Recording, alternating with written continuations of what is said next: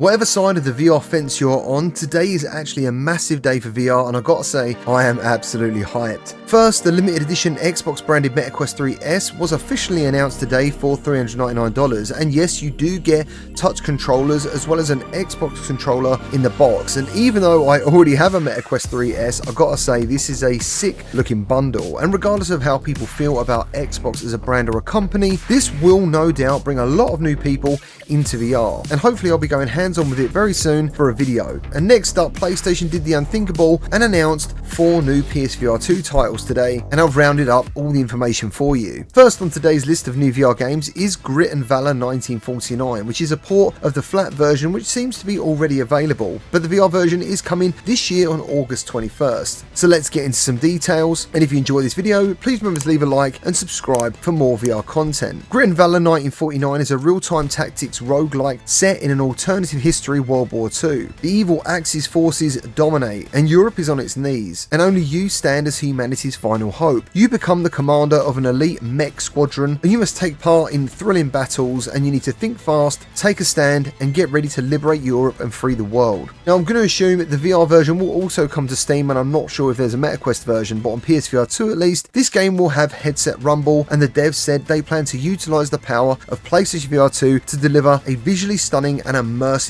experience. Then we have Mtoria, which is a debut title from a new developer called Big Boot Games, which can be played in VR or on a flat screen. In Mtoria, you control a meteor blazing through the vast cosmos, navigating treacherous celestial terrain to ensure your survival. Precision and quick reflexes are your greatest allies as you steer past dynamic hazards and colossal astral obstacles on the journey to each level's end, and there is 50 levels to conquer. Dreams of Another is a game we've spoken about on the channel before, but now we have some PSVR2 gameplay which features the unique first-person mode which is only available in VR. And Dreams of Another is all about destruction through creativity. Shooting in this game materialises and creates from an otherwise abstract, fragmented world. The game's standout feature is its use of point cloud rendering, where space is visualised as a collection of floating particles. On PSVR2, this technique truly shines, enveloping the player in a dreamlike world where your body feels as if it's dissolving into the environment. The result is a mysterious, deeply immersive sensation,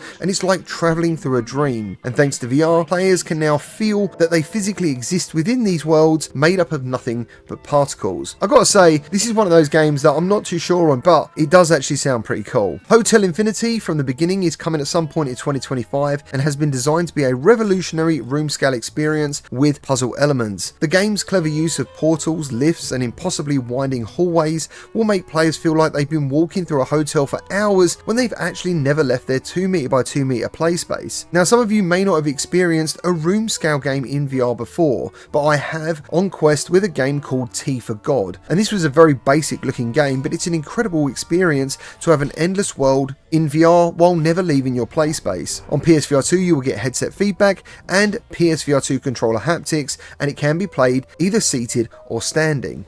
And to wrap up today's video, I wanted to give a quick shout out to Rider SBK, which is officially coming to PSVR2 on June 27th. Rider SBK will feature 14 real-world tracks plus 2 new additional ones, and since it's an official licensed superbike game, you'll have 23 official riders to choose from. There's also 5 official bike brands to choose from, ranging from Ducati, BMW, Kawasaki, Honda and Yamaha, and the game will have a native 90Hz refresh rate. In comparison to the already excellent MetaQuest version, PSVR2 will have improved bike models, an animated skybox, more realistic tarmac, animated crowds, 3D trees, grass and terrain transition. There's currently no word on the haptics, but I'm pretty sure it'll be there, and as a fan of the Quest version, I'm excited to get my hands on this for a review in the coming days. Well, that's all I've got for you for today's video. Thank you ever so much for watching. Remember to like and subscribe, and I'll see you all on the next one.